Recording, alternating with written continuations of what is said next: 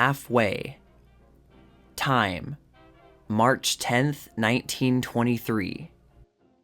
On March 4th, President Harding completed the first 2 years of his administration, which was the signal for many dignified and somewhat rhetorical eulogies from his friends, and a few bitter denunciations from his political enemies.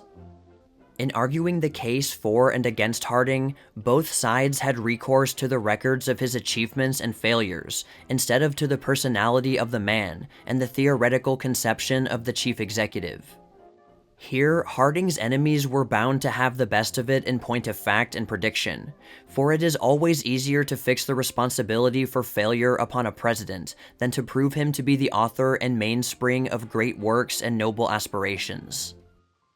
When Mr. Simeon Fess, ex-chairman of the Republican Congressional Committee, attempts to portray the president as a lawgiver and executive of the blood and stature of Lincoln, public opinion is at once skeptical and on the defense.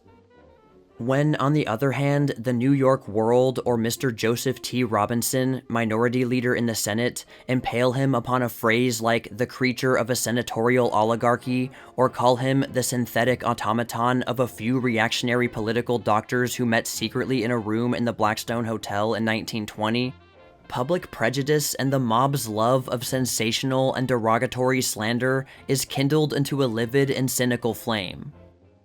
But Harding should not be pleaded for nor abused on the precarious ground of his achievements.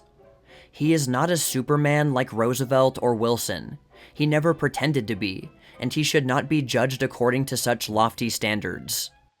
He is important and successful as the embodiment of the American idea of humility exalted by homely virtues into the highest eminence.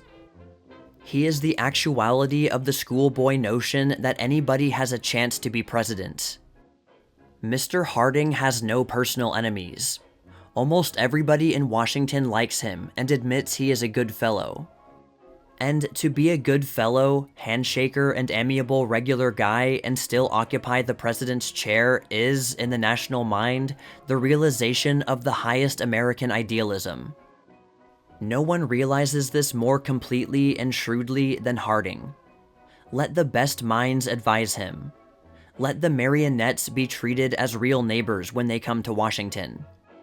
Let the regimentation of American opinion on sound economics, good citizenship, and patriotism receive his full approval in the most hearty and homely fashion.